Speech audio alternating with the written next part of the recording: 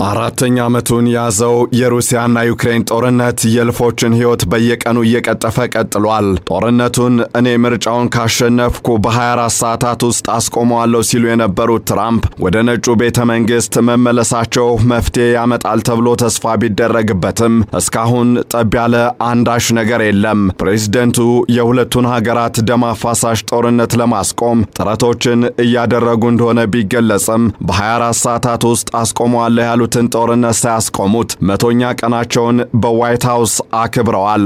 ይባስ ብሎም አሁን ደግሞ ጦርነቱን በማስቆም የሚፈሰውን ደምና የሚወድመውን ንብረት ከግራም ከቀኝም ታስቆማለች ተብላ ከምትጠበቀው አሜሪካ ዘመናዊ የአየር መቃወሚያ ስርዓት ለዩክሬን ሊላክ መሆኑ ተሰምቷል። በአንድ በኩል አሜሪካ አለኝ የምትለውንና በተለያዩ አውደ ውጊያዎች ተፈትኖ ውጤታማ እንደሆነ የሚነገርለት ፓትሪዮት የተሰኘው የአየር መቃወሚያ ጸረ ሚሳኤል ስርዓት ወደ ኪየቭ ሊላክ መሆኑ ሲገለጽ፣ በሌላ በኩል ደግሞ የዩክሬኑ ፕሬዝደንት ቮሎዲሚር ዘለንስኪ ሰማይ እየሰነጠቀ ኢላማን ወደ አመድነት የሚቀይር የኤፍ-16 ጦር ጀቶችን የማምረት ፕሮጀክትን ውጤታማ ለማድረግ ድጋፍ ለማሰባሰብ ቼክ ሪፐብሊክ ገብተዋል። በተለይም አሜሪካ የፓትሪዮት ጸረ ሚሳኤል የአየር መቃወሚያን ወደ ዩክሬን ልትልክ ነው መባሉ ጦርነቱን ለማስቆም የተጀመረውን የድርድር ሂደት ቀዝቃዛ ውሃ እንዳይቸልስበት የሚያሰጋ ክስተት ሆኖ ብቅ ብሏል። ይህንን ጉዳይ በዛሬው ዓለም አቀፍ ትንታኔያችን እንመለከተዋለን። ከዓለም አቀፍ ትንታኔ ዘገባው ጋር ታሪኩ ጋሹ ነኝ። በማያባራ ጦርነት ውስጥ የሚገኙት ሩሲያና ዩክሬን መሳሪያቸውን ዘቅዝቀው ለድርድር ይቀመጣሉ ተብሎ በጉጉት ሲጠበቅ ቢቆይም አካሄዳቸው ግን አሁንም በተቃራኒው እየሆነ ይመስላል። በአሜሪካው ፕሬዝደንት ዶናልድ ትራምፕ ጥረት የኪየቭና የሞስኮ ልዑካን ቢያንስ ለድርድር መቀመጥ የቻሉ ቢሆንም የሚደረጉ ንግግሮች ወደ ተግባር ተለውጠው ተጨባጭ ለውጥ ማምጣት ካልቻሉ ፋይዳው እዚህ ግባ የሚባል አይሆንም።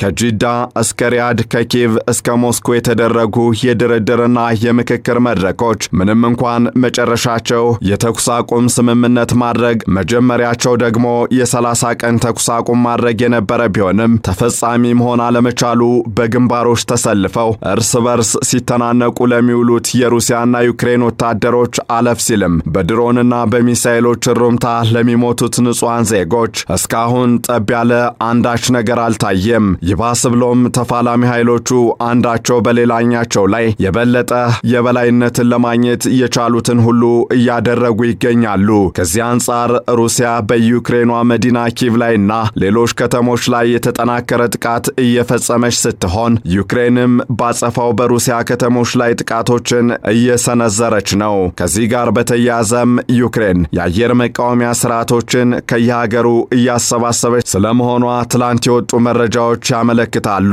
ከጅምሩም ቢሆን የድርድር ጉዳይ ሲነሳ ዩክሬን የበላይነትን አሊያም ተገዳዳሪነትን አረጋግጣና ሩሲያም ወደ ድርድር እንድትመጣ የሚያደርግ ሁኔታ ከተፈጠረ በኋላ ነው ሲሉ የነበሩት ፕሬዝደንት ቮሎዲሚር ዘለንስኪ አሁንም ተገዳዳሪ ሆኖ ለመገኘት የአየር መቃወሚያ ስርዓቶችን ለማስገባት ሀገራቸው እየሰራች ሲሆን መሳሪያዎቹን ደግሞ ከአሜሪካ፣ ከጀርመን አሊያም ከግሪክ ለማሰባሰብ እየጣረች መሆኑ እየተገለጸ ነው። ዩክሬን ከነዚህ ሀገራት ለማስገባት ያሰበቻቸው የአየር መቃወሚያ ስርዓቶች ደግሞ ከሩሲያ የሚተኮሱ ሚሳኤሎችን አየር ላይ እንዳሉ ባሉበት እያመከኑ የሚያስቀሩ ናቸው ተብሏል። ዩክሬን አሉ የተባሉ የመቃወሚያ ስርዓቶችን እያደነች በግዥም በስጦታም ስትቃረም ደግሞ አሜሪካ የጸረ ሚሳኤል አየር መቃወሚያ የሆነውን ፓትሪዮት የተባለ መሳሪያ አቅራቢ ሆና መገኘቷ ጥያቄን የሚያስነሳ ጉዳይ ሆኗል። በተለይም በምርጫ ካሸነፍኩ ጦርነቱን ለማስቆም 24 ሰዓታት ብቻ ናቸው የሚያስፈልጉኝ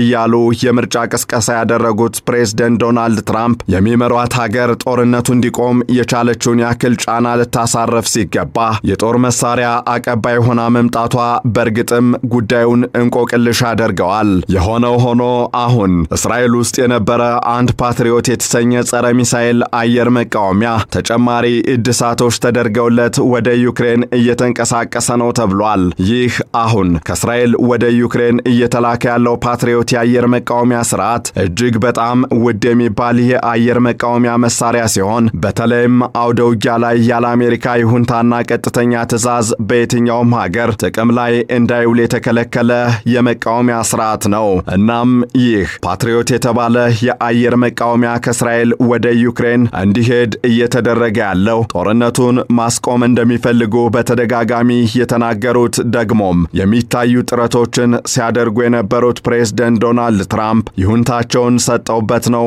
ማለት ነው። ይህ አሜሪካ ለዩክሬን የምትልከው ፓትሪዮት የአየር መቃወሚያ ስርዓት ለዩክሬን መፈቀዱ ምናልባትም አብዛኛውን የሀገሪቱን ክፍል በጸረ ሚሳኤል መሳሪያዎችና ስርዓቶች መሸፈን ላልቻሉት ዘለንስኪ ከሰማይ እንደወረደ መና የሚቆጠር ተደርጎ የሚወሰድ ነው።